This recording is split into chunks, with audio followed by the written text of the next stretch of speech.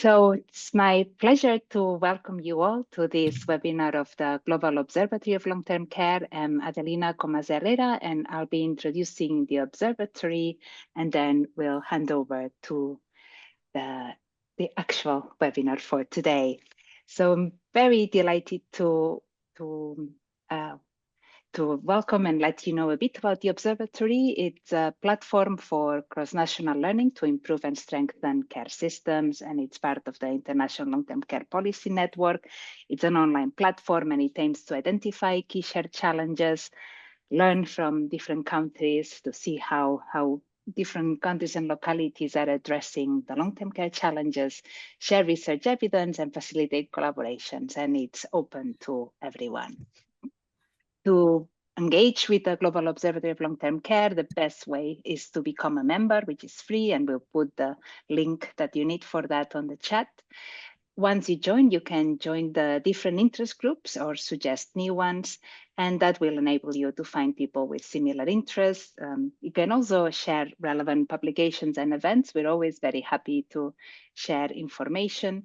And if you would like to be involved in writing country profiles, methods, guides, blogs, please let us know, because we really appreciate that. So here's the QR. It's a legitimate one on how to join the Observatory of Long-Term Care. And before going ahead with this interest group, I just wanted to mention that we have a few other webinars planned in the next few weeks. The next one is on the 17th of March, and it's slightly related to today's topic on ownership, asymmetric information, and quality of care for older people during the COVID pandemic, looking specifically at US nursing homes. And then we have another one, quite a different topic this time, looking at the dementia meeting centers and how they have been developed, how they have traveled across countries, and how they've been evaluated, and how they're being even explored in countries like Zimbabwe. We then have another one on workforce care retention, and that's on the 30th of April.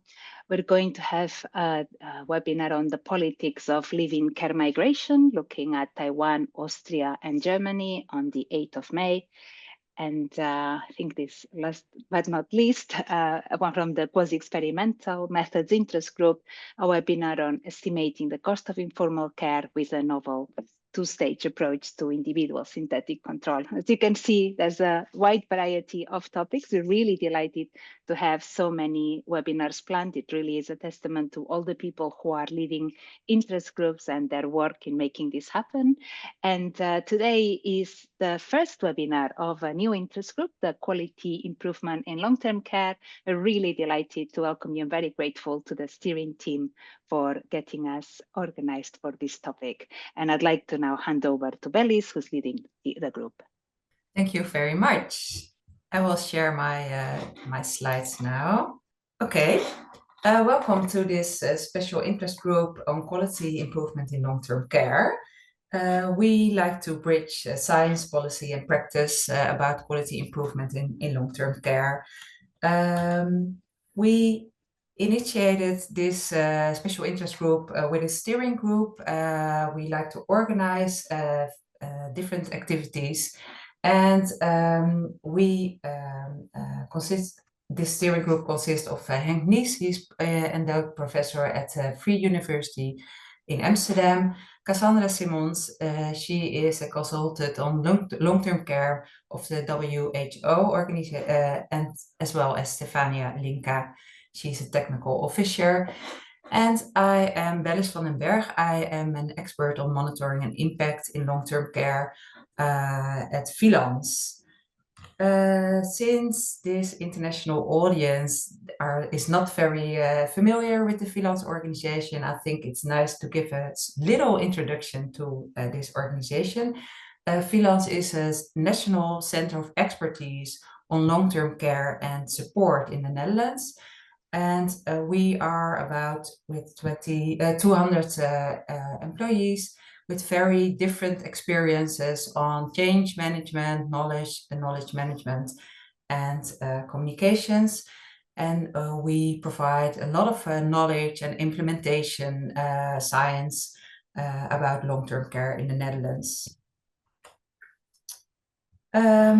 yeah, our story, we are a center of excellence, and we combine the experience from practice and science and turn this into tools and publications that can be used in practice.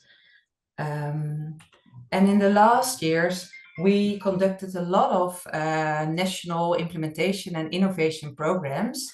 For example, dementia care program or dignity and pride program, which was aimed to improve quality of care in nursing homes. Adelina asked us to initiate a special interest group on quality improvement.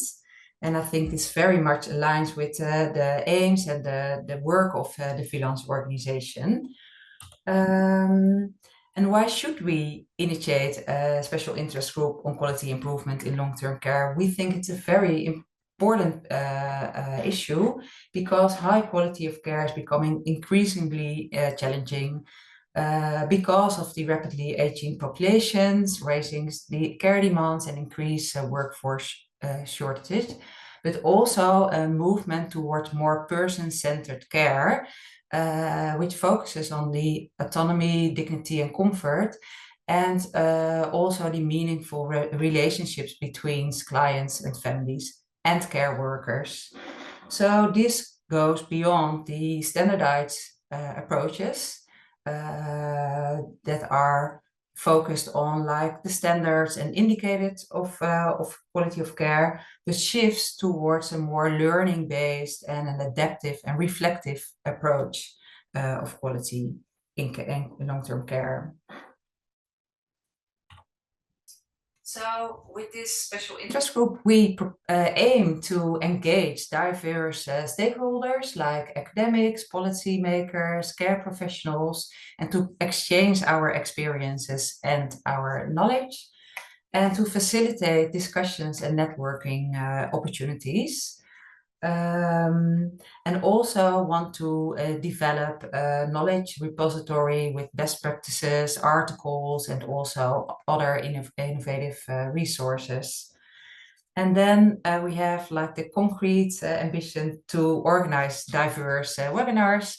We think about 3 to 4 annual meetings annually with learning, discussion, and engagement of members.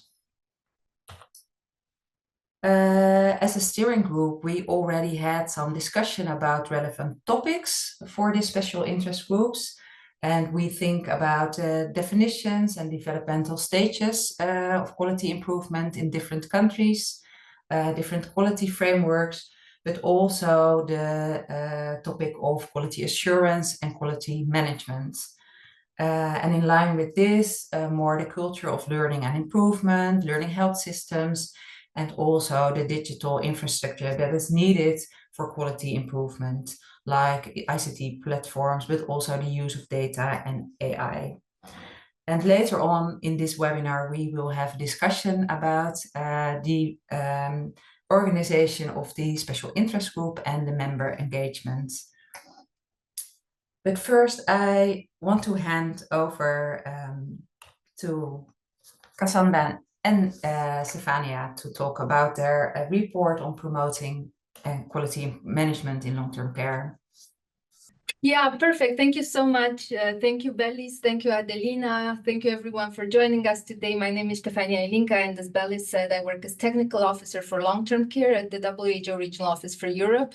Unfortunately, I didn't have the foresight to prepare a little bit of a background of the organization as Bellis did, but maybe I can spend just a couple of minutes explaining, although many of you might know this already, that the World Health Organization works through 6 regional offices that are specific to geographical parts of the world. We are based in Europe, so I work specifically for the European Regional Office of the World Health Organization, which covers the over 53 member states. So it's a much larger geographical space than that of the European Union, with which unfortunately is often associated. It includes that space, but it also spans way beyond it to include the Western Balkan countries, to include the Caucasus, to include the Central Asian republics, to include the Russian Federation, Belarus, Ukraine, and all the countries in Eastern Europe.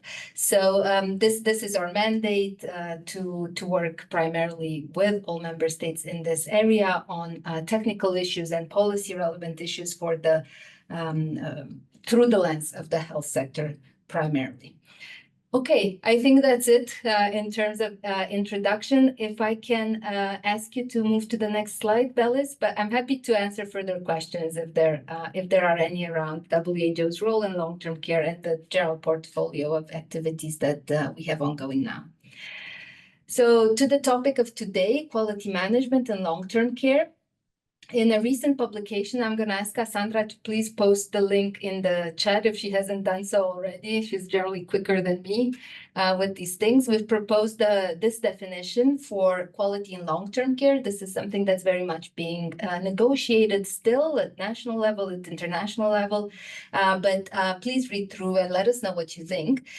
For us, it's the really important dimensions of any definition of quality in long-term care have to do with the ultimate care outcomes that we are pursuing, and that is maximizing well-being and quality of life, increasing the likelihood of positive personal and health outcomes, but importantly, positive in that they are consistent and aligned with individual preferences, they're aligned with human rights, and they're aligned with dignity.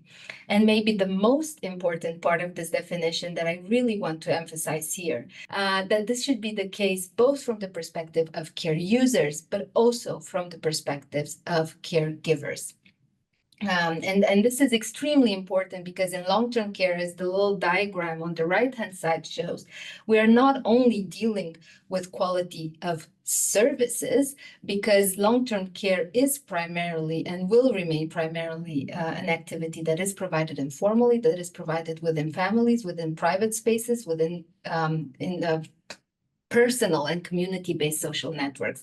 So we need to think of caregivers not only as a resource in a professionalized care system, but really partners in the care process with their own needs for support and with their own stake in what quality means and how it is defined. So with this definition in mind, I would add a different layer to WHO's proposal of a definition for quality, and that is that we have attempted to propose a definition that is, to the extent possible, aligned and harmonized with the definition of quality in healthcare services. Of course, we understand that there are particularities, and hopefully we have captured those particularities in the document I'm referring to, but we think it's really important that there is coordination, there is harmonization and alignment in the way we think about health and long-term care, if we are to really provide more person-centered, more coordinated services that are built around the values rather and the things that bring together the two perspectives and the two sectors, rather than the things that separate them. So building on work that has been undergone and published jointly by the World Health Organization and the OECD some years back, providing the key principles of quality in healthcare, we have taken up these main values, these main principles, and re-explain them through the lens of long-term care. And I think you will agree that these are all extremely relevant principles, whether we talk about health or we talk about long-term care, because they're centered on the key personal outcomes that we want to see at the end of the care process.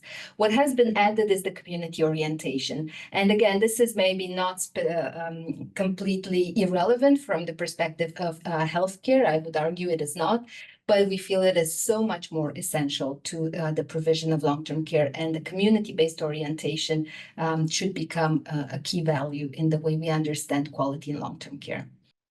The other thing that we're trying to do with the document on quality management on long-term care, and hopefully with the activities of the SIG we are establishing today, is to shift the mindset from what has been primarily a quality assurance approach in long-term care to a quality management or a quality improvement approach. So I think you will agree with me that in many European countries, especially if you consider the scope of the European region, so the 53 countries in our region, where quality management frameworks exist for long-term care, they are very focused on establishing minimum requirements and minimum standards and enforcing them. Much less or fewer countries have a well-established system where they reflect on how national authorities or any relevant authorities can actively engage with improving quality of services. And this is something that we're trying to place at the very core of what we define as quality management in long-term care, an orientation towards quality improvement, not ensuring compliance with a minimum safety standard. So I won't go through this. Maybe we jump in the interest of time to the next slide. This is really, please consult the publication. It's really about our vision of continuous improvement cycles in the long-term care system. I think I'd rather move to the next one where we talk about the key components of quality management, or rather maybe components in retrospect is not the right term, maybe the key domains to think about investment, the key aspects and preconditions for ensuring good quality of long-term care and promoting quality improvement. At the very center, of course, user engagement. This is something we continue to think about and will continue to do work on. How can we actively and practically define what person-centeredness means, and how do we take it from a principle, from a vision, to a practical orientation in services. And this, of course, can be promoted by improving reporting on user-reported outcomes and measures such as quality of life or satisfaction, but not only. Very close to user engagement is how we engage the workforce. And here again, we focused a bit more on the professionalized side of care, but I think it very much refers also to the way that we support and engage informal caregivers. Do they have the necessary skills, the training, the qualification, the support, and the conditions in which they can provide the best care possible? We reflect, of course, on the role of digital technologies and what they could contribute to good quality in care, and the governance of the system that implements quality management and oversees it. But very importantly, and maybe this is something that we can discuss a little bit further on, we consider the process of needs assessment as an integral part of a quality management system, because the quality of services is established in relation to the needs that are recognized, that are assessed, and that are addressed by the care that is delivered. So maybe this is a little bit atypical with respect to other existing quality management frameworks, but hopefully you'll agree with us that a reflection on the needs assessment is important to establish quality of care. So how do we reach quality improvement approaches? I think Cassandra will talk a little bit more with practical examples from countries on this, but in very, very broad terms, we have highlighted here some of the examples that we're seeing are becoming more and more common across Europe and outside the European space, really. And hopefully the SIG will be a space where we can collect even more examples like this, more detailed, better examples, more innovative examples, and we can also collect experiences with the challenges of implementation. But I will say a little bit about work we plan to do in the future, and that's very much focused on the first category here, measurement of user-reported outcomes. Again, Cassandra will tell you a little bit more about it. We're also looking more and more around how we can use performance-based payments to incentivize better quality in long-term care, again, taking inspiration from, but also learning the to-dos and not to-dos from the healthcare experience. And finally, we think it's important to rethink the roles and the governance structure in quality management and long-term care. And this very much brings me back to the user engagement, to the stakeholder engagement, and to the co-development. I think that's it. Next slide, please, Bellis. But I think now we're moving to Cassandra. Yes, let's skip this again. In the interest of time, I took a little bit more than I had thought. You can read a little bit more about the publications and in the publication, and I think some of these concepts that I keep describing will become much clearer when Cassandra speaks a little bit about the country-based examples, and we can come back with a discussion. Thank you so much. Yeah, so as Stephanie had just mentioned, I'm going to now shift us to give some examples of what quality improvement looks like across different countries in the WHO European region. And I want to start off by prefacing this with 2 points. First of all, I have to say thank you to all of our collaborators, all of our colleagues, friends across the WHO European region who helped put together these case studies. These would not have been possible without your support, your time, your efforts. There are many of you out there. I think I see some that have joined today. I don't have time to list all of them, but I just want to say thank you and to recognize all of these contributions. And second, as I'm going to be focusing very much on examples of quality improvement and ways that countries are trying to incentivize quality improvement, I just want to make the case that from abstracting and talking just about the quality improvement, we're not ignoring the fact that there are very much contextual and structural aspects behind these that are very relevant to consider. So when we think about what's productive and what's feasible in terms of quality improvement, of course, we also have to think about what structures are there and think about the maturity of systems. But just because we're not touching on that in these examples does not mean we don't recognize that those are very important, just to get that out of the way. So I'm going to talk about some of the examples that we came across as we put together these country case studies and region case studies. So we focused on 7. We looked at Austria, Ireland, Romania, Poland, Denmark, Greece, and the Biscay region in Spain. And I'm just going to give you some snippets across the different countries. So I wanted to start off giving some examples of how this has materialized in Austria. So in terms of quality improvement, there's very much been an approach to develop quality certificates that are used to show publicly that providers are committed to providing high quality care.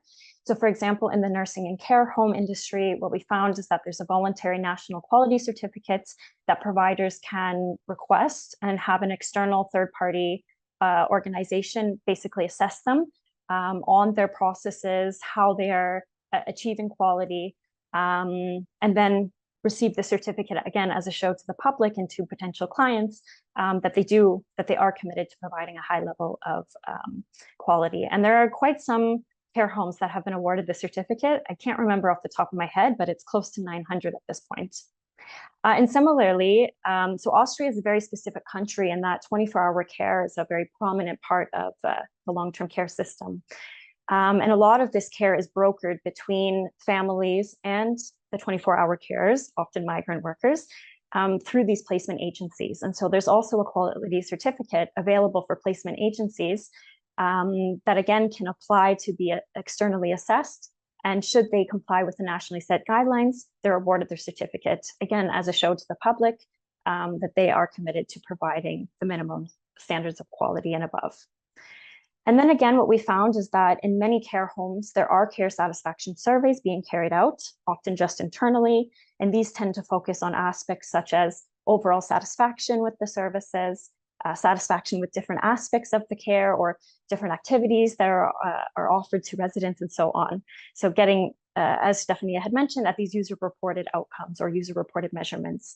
And these are often then used internally within care homes to improve and to fix these gaps of care that are identified. We also looked at the case of Ireland.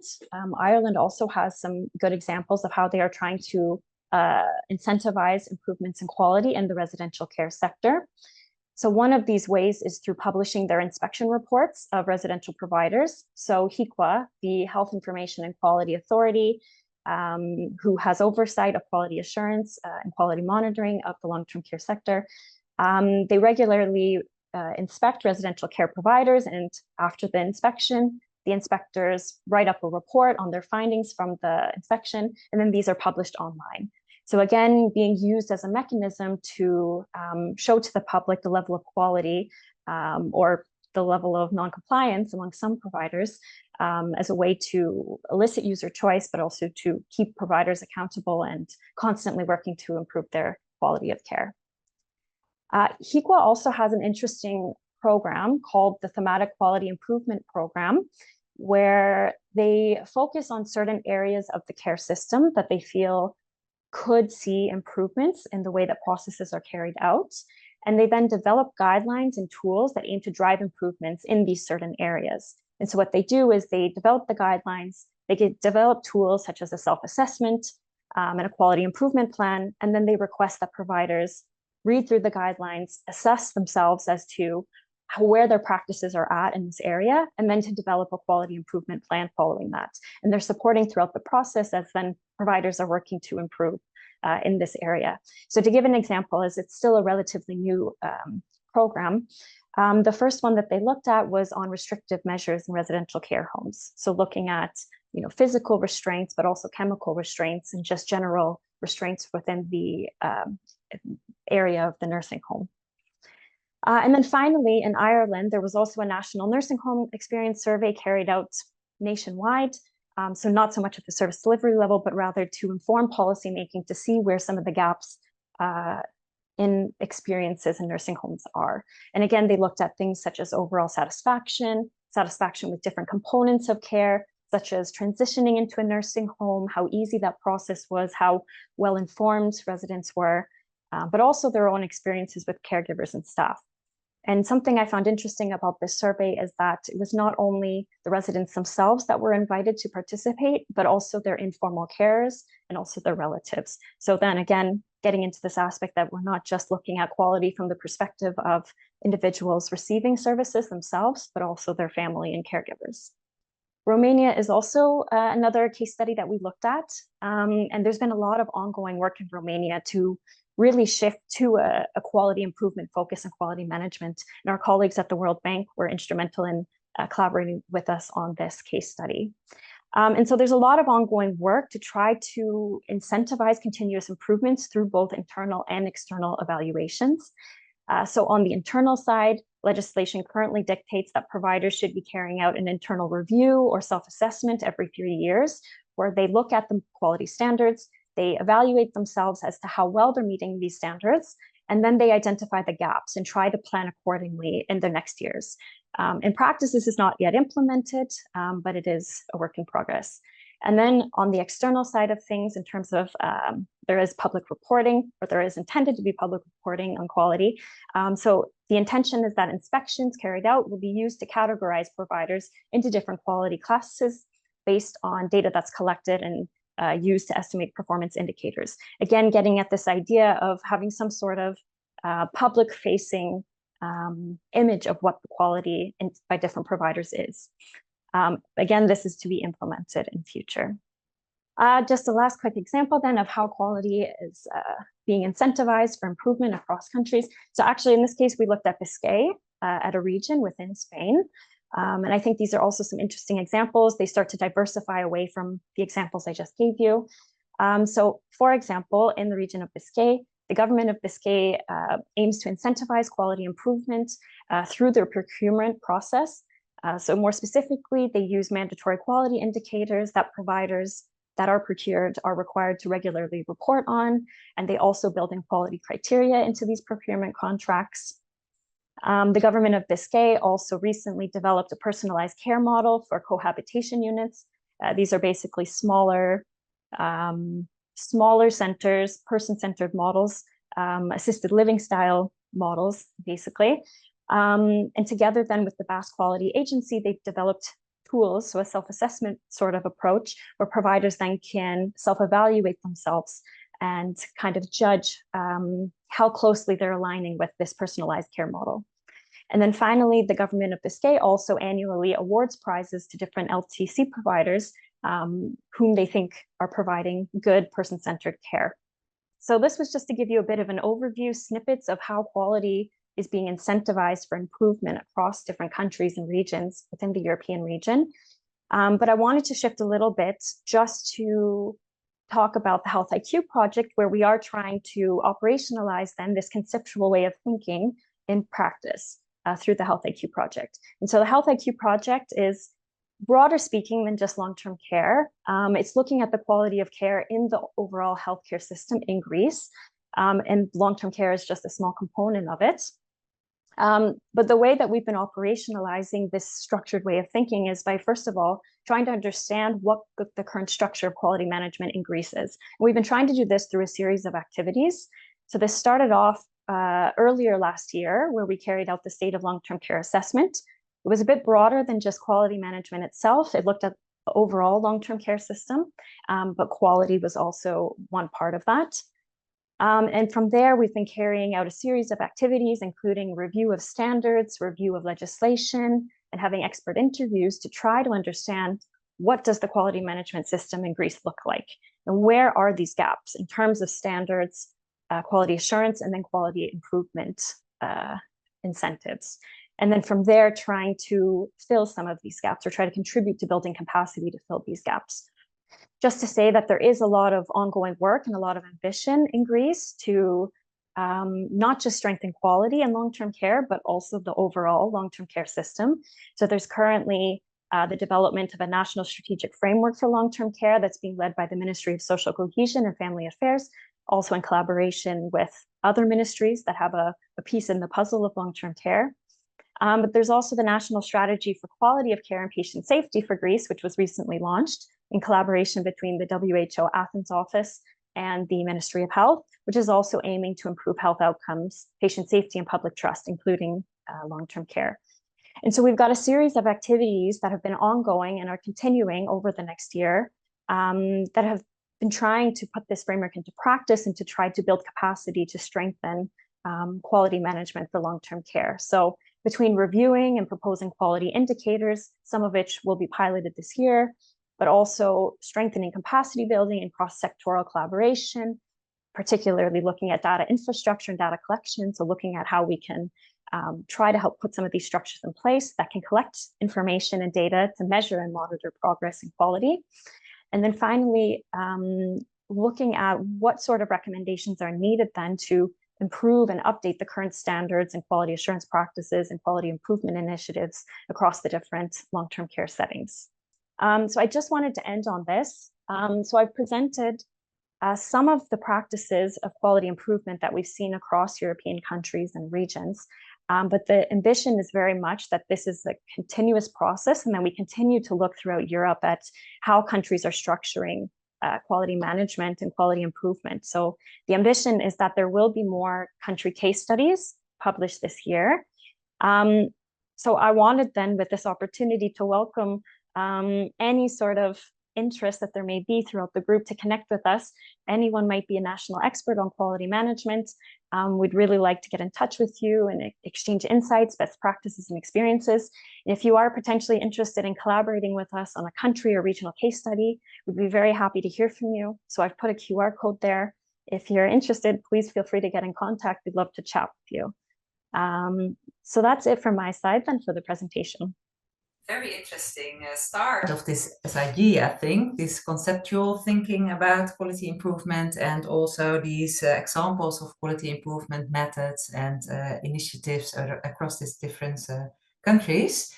Yeah, I think we can have a little discussion about the input you gave about promoting quality management.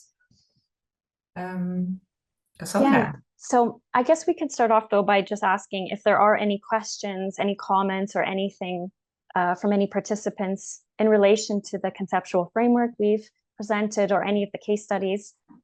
We'd be happy to answer or to discuss before we move into a discussion question. So we wanted to kick off just a short discussion then, thinking about what can policymakers and regulators do to try to create an open culture of collaboration and partnership to support care providers in taking a quality improvement approach to care?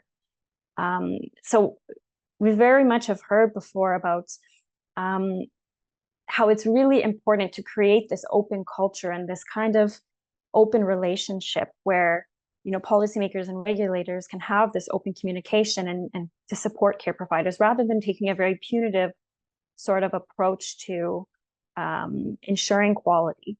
So I'm just curious then if anyone has any comments or any experience or anything about, yeah, what's needed then to kind of create this open culture of collaboration and partnership so that we can really start shifting systems to take on this quality improvement approach? I would like to comment on this. In the Netherlands, we try to find indicators about the learning and improvement culture, but that was really hard to find out. So we were thinking about how can the inspectorate don't look at the outcomes of care, but at the process of learning and improvement, and how can we make this more visible? How organizations arrange this culture, but actually there were some studies to find this out, but it's really hard to get good indicators for that. I think if anyone from the audience would like to participate, you can raise your hand and also put any questions in the chat. Well, while we wait for any comments or any questions or feedback there, I think that's a really interesting approach, Belis. This aspect of getting at how can we actually measure the learning process, because I think the learning process is really probably one of the most central aspects, right? It's about putting in place processes where providers can then learn and think about how to, understand the gaps and think and brainstorm about how they can approach this, and then put processes in place to try and address that gap, and then evaluating, and this continuous circular approach, right? Of planning, implementing, evaluating, and so on. And then you are accountable for that, how you organize that process, instead of how many incidents there were. Yeah, and from talking with colleagues, this happens though a lot at the individual service delivery level. In practice, it actually does happen a lot, but it's often not structured. It's not necessarily very standardized. So I can understand how there might be challenges then in coming up with indicators that can actually measure that learning process, and to be used as a quality measure. Yeah. I don't know if anyone else has any ideas or experiences. Yeah, perhaps I can come in. I will put the video on, but I'm on my phone and walking, so sorry for that. But I would like to add to Belis that we're not. I'm Ineke van der Voort from the Dutch Health Institute from the Netherlands. And actually, we don't really have indicated, but what we did do in the past few years is that both in the care for the mentally handicapped as in long-term care for the nursing homes, that the professionals and clients and care institutes together made what they call a framework for quality. And all care institutes have to report on that every year, especially on the learning process. So they have to report on the outcomes, which may be quantitative, but also more narrative. And they have to report on what they do with it and how they improve, how they discuss the results with their clients. And that's also what the Dutch inspectorate then uses. Yeah. And we are looking at ways to get a kind of overview of all the quality reports, for example, via data mining, or to get an overview of what's in the reports, what themes come up, what themes do not come up. Yeah. So in that way, to encourage, but also to encourage the learning process, but also to get a view into it. Yeah, to analyze it. Yeah. Yeah. That's right. Yeah. But I think organizations are a little bit hesitative to tell their story, because they are so used to these indicators and to this accountability on the health outcomes. So then I'm thinking, tell your story, tell about how you work in this learning process, how you have organized that, so they can be a little bit more assertive in that, I think. Yeah, it is true. And I think it takes a number of years in order you have to build trust. Yes. So, and it takes learning. I think in the care for the handicapped, they've had this framework for, I think, 4 or 5 years now already, maybe even longer. And the first year, it was really like almost a lot of reports were kind of marketing reports showing, oh, we're really doing great. And then the years after, you see more reflection in it, more improvement plans. Yeah. It was really interesting. Yeah, it takes time to kind of shift the thinking and to kind of shift the culture of how you approach it. Yeah. Adelina, you had your hand up. Yeah, first of all, I was thinking if we could take down the slide so we can see a bit better if anybody else would like to participate. And I did have a comment, which is that there is a difficult balance between what I'd call the more safeguarding aspects of quality assurance, how to make sure that the care setting is actually safe, and this can lead to a very clinical set of, certain tick boxes and so on. And then in contrast, the discussion on quality assurance, and quite often the bodies that will be involved in this will be the same, but these are two very different ways of working. And I was wondering if you could reflect a bit on the different experiences that you have seen on trying to combine these roles. And I do see some interesting questions in the chat too as well for afterwards. No, I think that's a really good point, Adelina. And I think it really also depends on, as I said before, the level of maturity of a system. Because, for example, for a country where there are very minimal structures in place to actually collect information or to measure quality, to measure this data, and where perhaps quality assurance mechanisms are not so well developed, then, yeah, I think in some cases, having some of these more clinical-based indicators could also be a good start to also ensure that some of these fundamental safety issues or aspects are also considered. But then, of course, it doesn't tell the whole situation. It doesn't tell the whole story, right? So it's important then to also develop and to mature a system to a point where these aspects, the ultimate goals of quality of long-term care, quality of life, well-being, and so on, can also then be incorporated. So I think, well, I don't know. I don't know if Stefania has anything to add to that, but I think it's certainly also a kind of a cycle of development of how far and what point countries are. You have to have that fundamental basis there before you can really start expanding. I know. Stefania. Yeah, not really much to add, and I'm very happy to see that the conversation is picking up in the chat. So we're going to start putting people on the spot and ask them to say out loud the great comments they're making in the chat. But indeed, maybe we jumped the gun a bit because we are fully aware and understand that this is at the forefront of where we think quality management systems should go. And we fully understand that in many countries, we are quite a few steps behind. But maybe what we should have made more clear is that it seems to be the lesson of the last decades that there could be some leapfrogging. We don't need to repeat the same mistakes everywhere, and that we could try to build this quality improvement mindset, if you want, in the way we designed quality management systems, even if they're very preliminary. Cassandra gave the great example, I think, of Romania, which is, I think you'll agree, sounds really good on paper.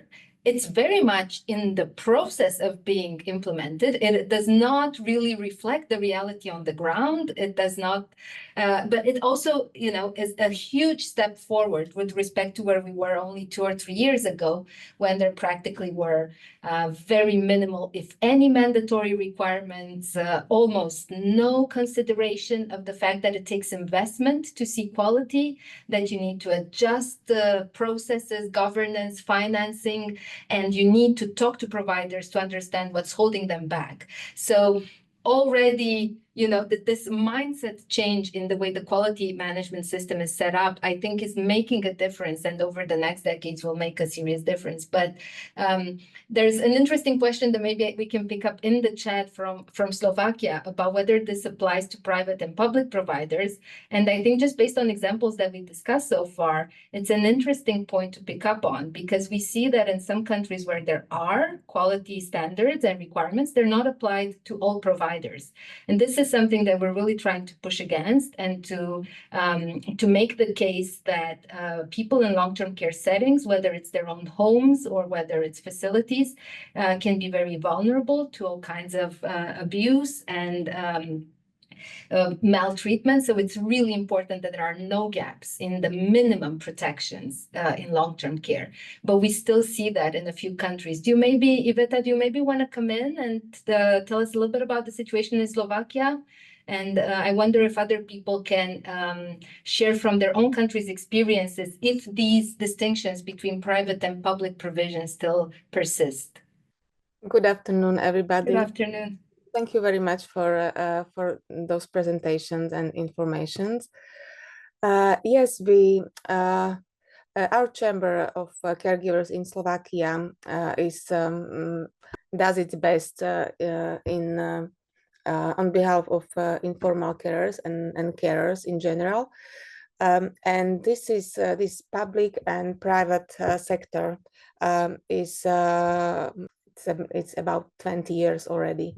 So it's a big issue because we find it as quite difficult to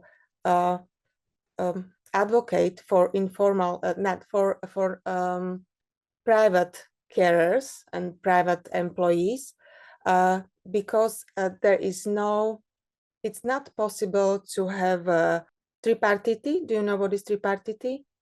And when there is like a trade union trying to set equal working condition for private sector, but impossible to have this collective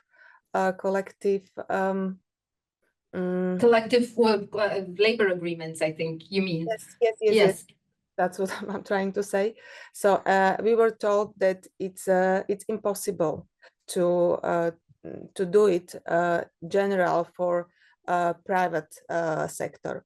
So we try to find at least 2 or 3 people at each employer, so they can fight like for themselves and enter the trade union. And but it's very difficult because the carers are not very, they don't want to be involved in things like that, because the age of carers is growing, and they are often in situation that they don't want to endanger their positions at work. So they keep, I would say, quiet and work. But if there will be any chance, or if there is, like I wrote, any example of good practice, how to manage this situation in public and private care sector, it would be good, because Slovakia is on its way to big reform. So we are supposed to start our system in 2026. So we are in preparation of new legislation, and we as Chamber of Caregivers are participating in this process. So I would be very happy if there will be any example I could promote to Well, I think you know, if you don't mind putting your email in the chat or sharing it with us, we can certainly follow up, and other colleagues might follow from their own country's experiences.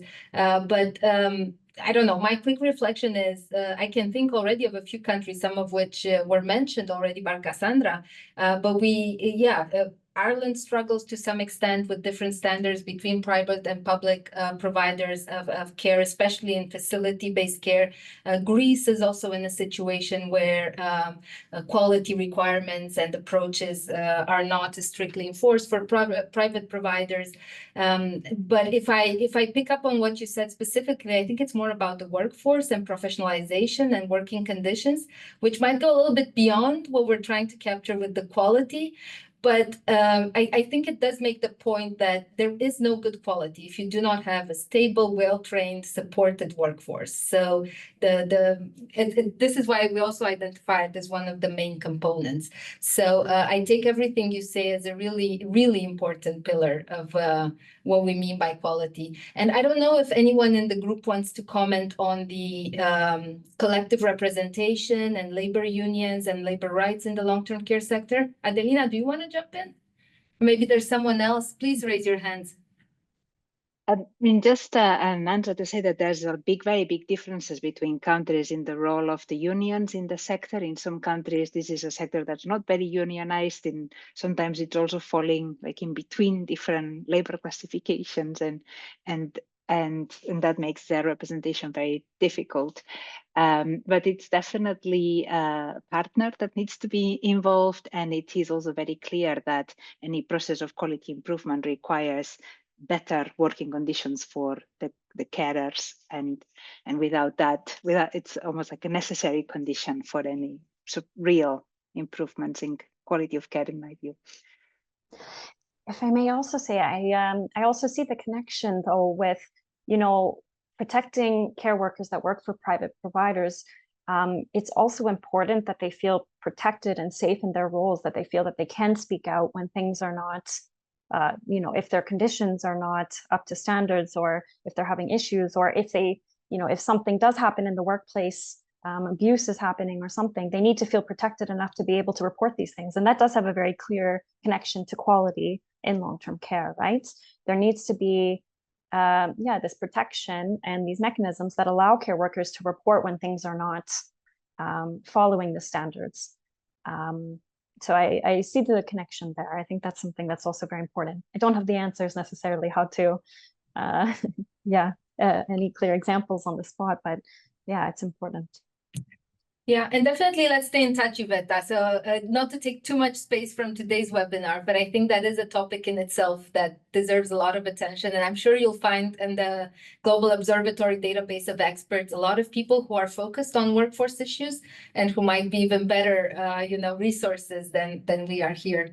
Maybe we can jump to Janice's comment, which I think is related. Janice, do you wanna say it yourself, or can I read it out loud? It just takes us a little bit from the workforce to the engagement of care users and their families in the care management process. And it's a great segue for us, maybe. Sure, you're welcome to read it out. Well, okay, I will read it. So Janice is saying, encouraging engagement of residents, family, and community members in quality improvement initiatives and opportunity for co-production. I think you're saying this is very important. Local mandates for residents and family councils in care homes, platforms for, these are examples. Janice, where do you come from? Canada. I'm in okay. British now Columbia, I got to Canada, the end of the comment. Fraser Health Region. Yeah. Do you want to talk a little bit more about it? I guess why I wanted to pick up on it is that as also things we're trying to do, we're trying to bring a little bit more this aspect of user engagement and person-centeredness from the aspirational to the practical realm. So one of the pieces of work that we have planned for this year is to develop a bit more guidance on user-reported outcomes, what this means, how they're measured in different care settings, how you might go about measuring them in facility-based care as compared to community-based care or in the home. So I'm wondering if you want to share a little bit from the experience of British Columbia and anything that we might take as inspiration as we move through our own review of experiences out there. I guess I'm providing some examples there because I thought we were sharing of what's going on in terms of practices. I think one of the key things is and reflecting on workforce and strengthening workforce in that. It's having those like within our health region, we serve a region of about a population of about 2 million, second largest health system in Canada, and having meso level supports for care communities around quality improvement initiatives, I think can have a lot of value and opportunity to learn across and to be able to engage family, the residents and community members around quality improvement initiatives, and to get their input and insights in that as well. Yeah, I think often we're focusing on a lot of European examples, but I think there are a lot of examples over in Canada across provinces that also have very good practices. So I think, I'd like to keep this conversation open. I think we can draw on a lot of inspiration from provinces in Canada. So thank you, Janice, for your for expansion on that. I think we still have a few minutes, right, Bellis, for discussion Yeah. before we move to the next part? Yeah, I think Janine might want to come in from Australia, and thanks for staying Yeah. up so late, if you are in Australia at the moment. I love a late night. I'm always up late, you know. Well, this isn't really my area of expertise, so I am kind of just throwing in what little information I'm kind of pulling out of my head, and I've thrown it all there in the comments. But I think where we keep stumbling is that we don't really have this. We don't have an understanding really of, well, what are the normative needs, particularly around health and social care when it does come to older people. I'm currently working on this. Hopefully by the end of the year, I'll have some kind of standardized ways that we can look at this. And also that, you know, you can't have quality without rights is also something that kind of has come up again and again. And we've just had a complete resetting of our aged care policies here in Australia. And they were supposed to be rights-based and person-centered. And I have some, and they're definitely going in the right direction, what we've currently put through, but it's the last line of when they're going through the rights of the older person is that none of these rights are enforceable or can be can be brought forward to a court, or, you know, they're basically not enforceable. So I'm like, these can't be rights if they can't be enforced. So yeah, so it's kind of countries trying to do the right thing, but then getting scared at the last second and going, oh, well, no, we can't actually give people rights. We just need to take them back to that. So, but yeah, I don't really know what I'm talking about, but yeah, it's quite late here and I probably should stop talking before I say something bizarre. But no, thank you. It's been really informative and fantastic. So yeah, thank you so much. Oh, thank you so much, Janine, for your comments and for also staying up until this very late time, ungodly hour over in Australia. I know, but it's very interesting to hear about the case in Australia then and the movement that's there. And I think, so you raised the point about, you know, enshrining rights for care users. And this is one point we also get at then in the quality management report. And what we found also across quite some countries, that necessarily a definition for quality and what this actually entails, the rights and the principles and values, are not often captured comprehensively in a legislative framework, or which means that there are no necessary mechanisms for ensuring accountability and ensuring that these are actually respected, and that there are legal ways to go about it if these are not respected in practice. You also talk about the needs assessment, or, you know, how do we actually define needs when it comes to health and social care? And I don't think I necessarily can answer anything there. This is something that's also been a large discussion and internally about how do we actually define care needs, and how can we measure that, and what does that look like? And I think that's also a key aspect then of work in the next years. And this plays into the part of the needs assessment, right? Making sure that the needs assessment then is comprehensively covering what we consider to be care needs, and then following through on that. Quality systems then need to be responding to those needs. I don't know if anyone else has any other comments or any further points to add to that. So Iveta has also come back with a comment. She's noticed that, for example, the Convention on Improving Rights of People with Disability, they pay quite little attention on informal carers, but more about care assistance. We have proposed few amendments on the report about this implementation of this convention into our legislation, and it's quite harsh because well, it seems to me that there is more about benefits or about the care assistants in order to be on hand for people with disabilities, but not why not their parents? Why not their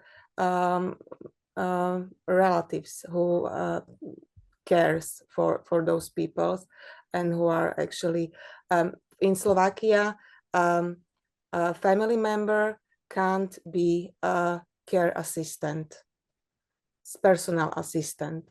So if I'm a parent of a child with disability, I can apply for personal assistant. So personal assistant can go, for example, to the theater, or can go can escort my child wherever to sport activities, but I, as a parent, can't.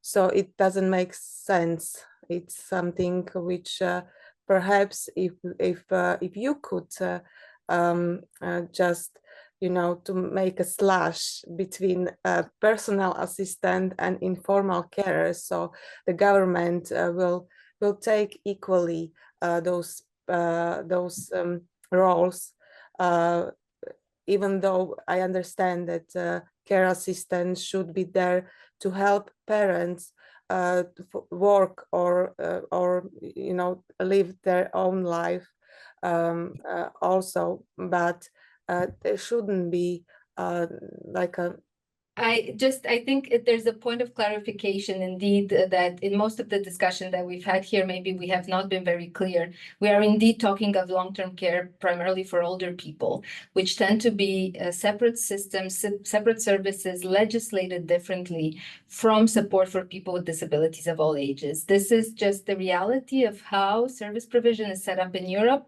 WHO's definition of long-term care does not discriminate by age, has no age threshold, but in practice, as you're saying, these are very different systems.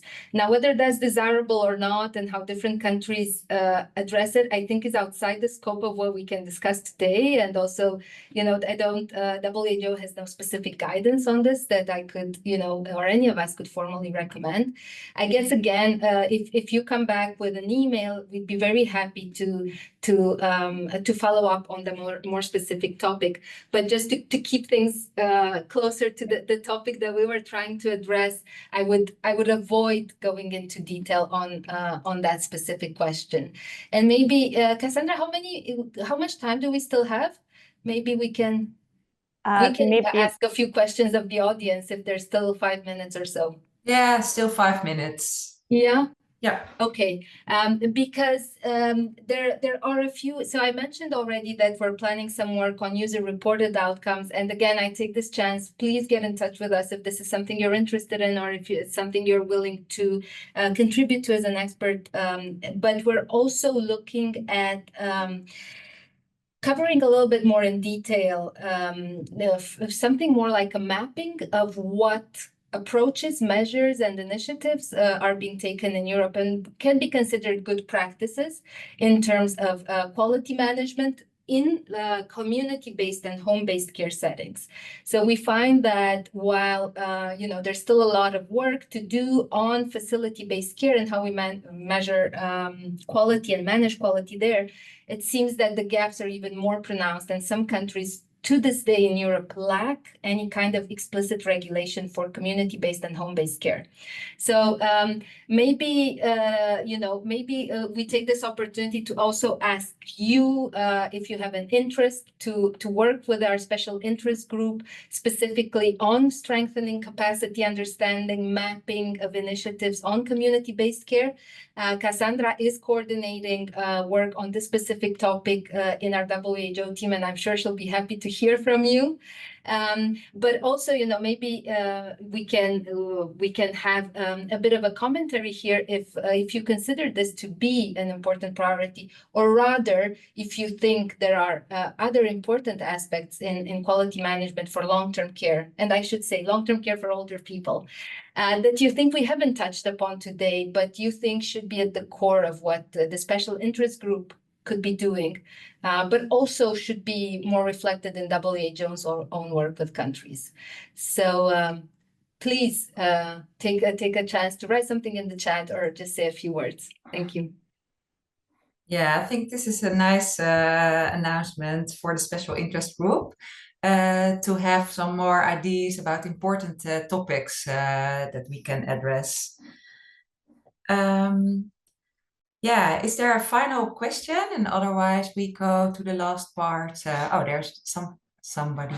Sorry, that's me. Oh, yeah. So I do a little bit of work in Southeast Asia, and yeah, Thailand has a really wonderful model for particularly home-based care, but then it's not really aimed specifically at older people. It's just for entire communities. So they have like what a literal translation is neighborhood friend who's in charge of 7 houses.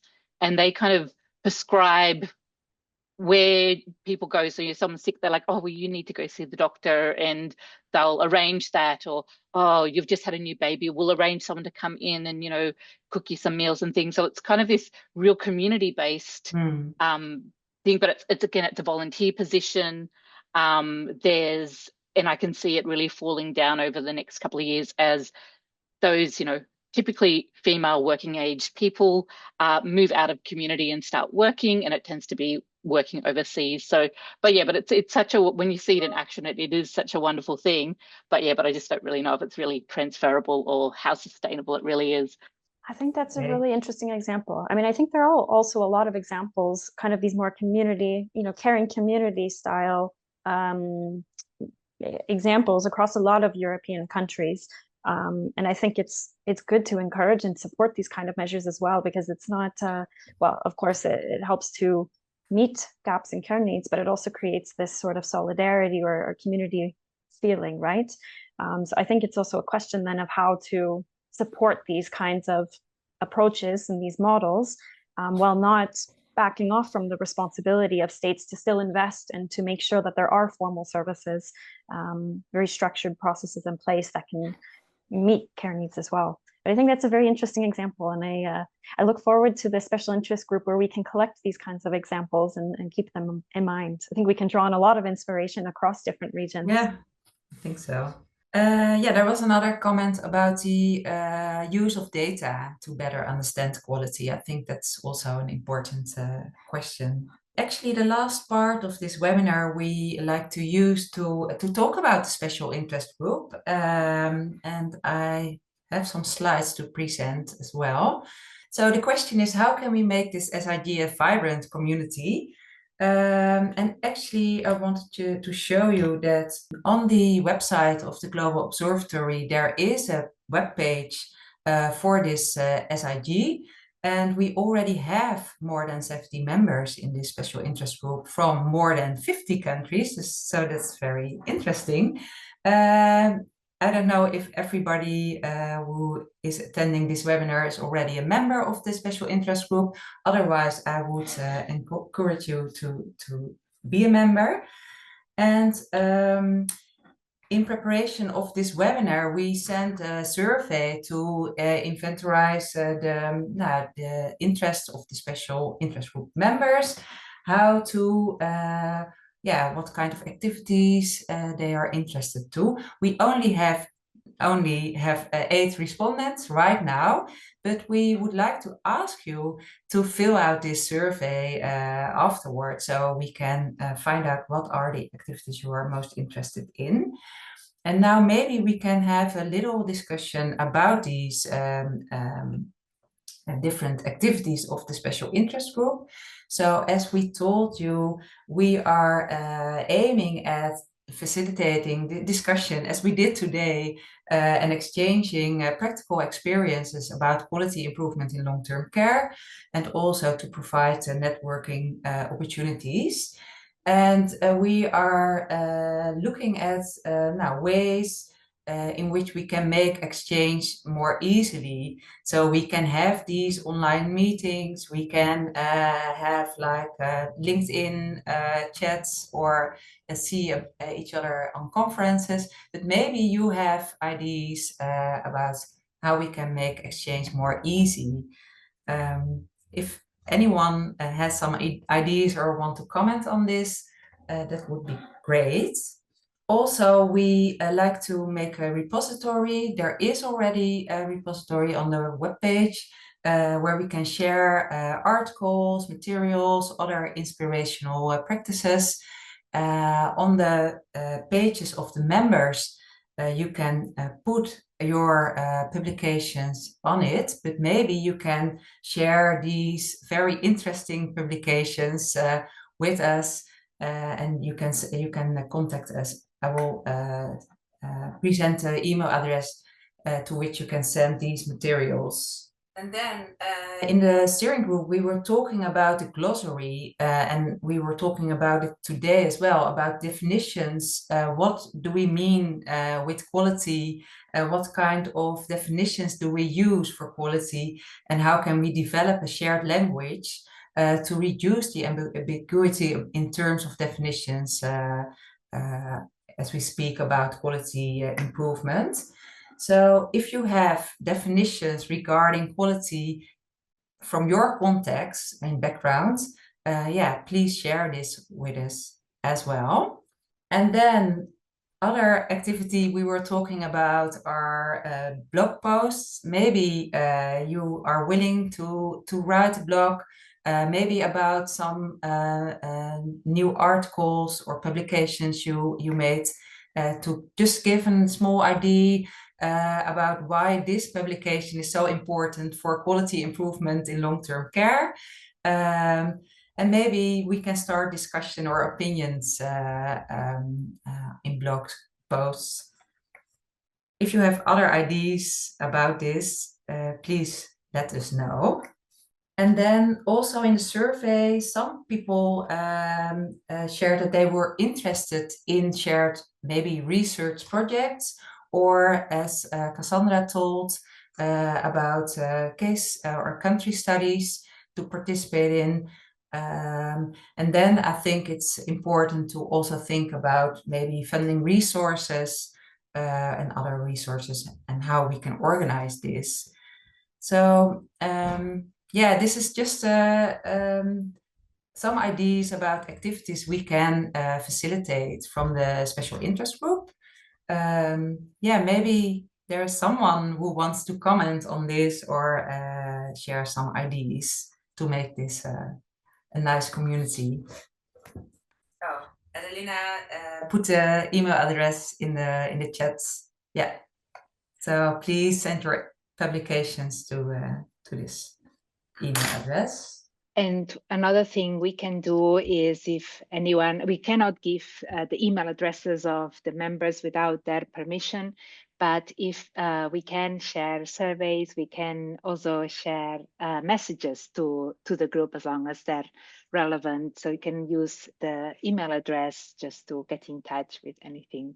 And also on the web page of the members, there's sometimes there's a link to the LinkedIn contacts. Yeah, LinkedIn I think has been very helpful. I find that. Yeah. Yeah. So also, if there's anyone who likes to actively participate in one of the above activities, let us also know, then we can arrange things. And then I think we already had some interesting topics in the discussion for next webinars. Yeah, we talked about most examples are from European countries at the moment, so maybe more examples from other countries. And also, yeah, the definitions of quality and how to measure needs assessment. So these are important topics I think we can address in webinars. In the steering group, we already talked about it, some topics as well. For example, how can we get theory into practice? How can we implement a quality framework in daily practice? And now we're thinking about the Dutch example of the Dignity and Pride program, but also the question, how are countries in which quality standards are already well integrated into daily practice and they already have a quality culture, can turn towards a more continuous learning processes, for example, in Denmark. But maybe there are, for sure, there are other topics that are very interesting to discuss.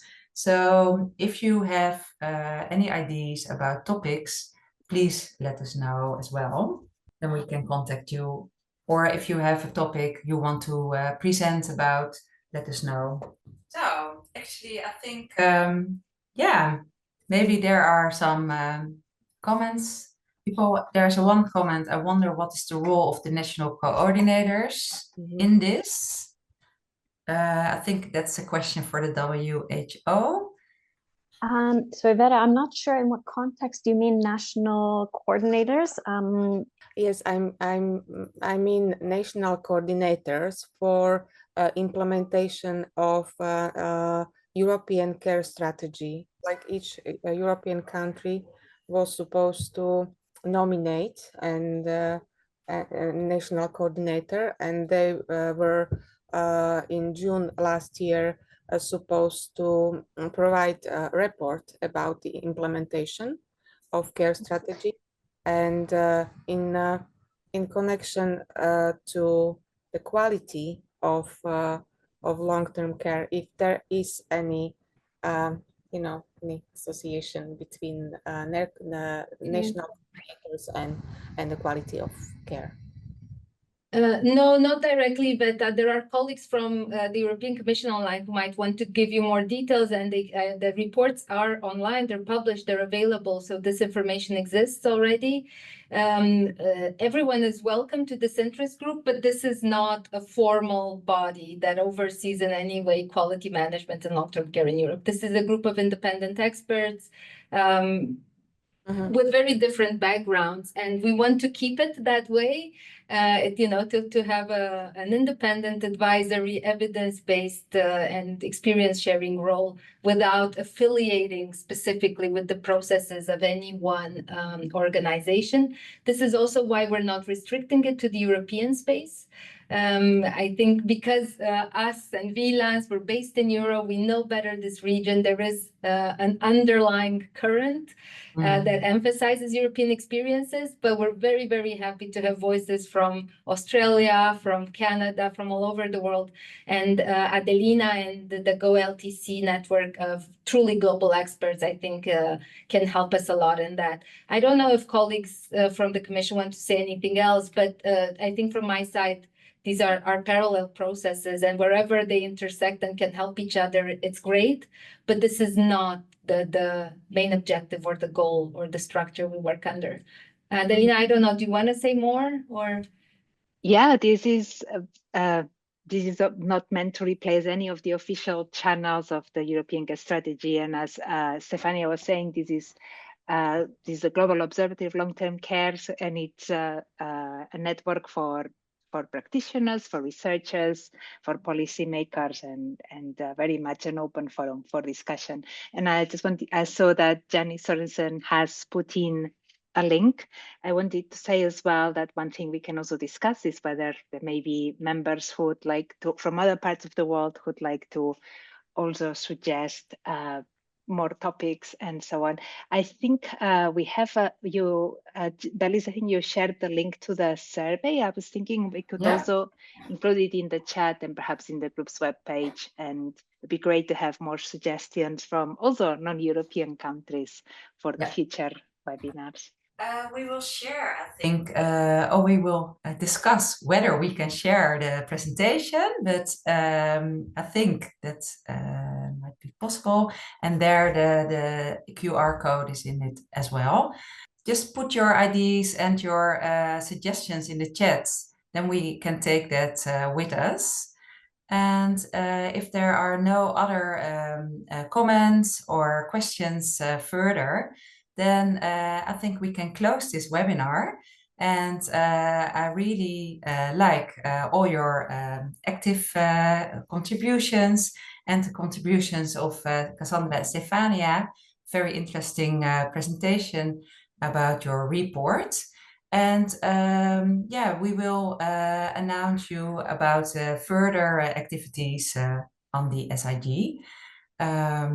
And I think this was a really good start of this special interest group on quality improvement in long-term care.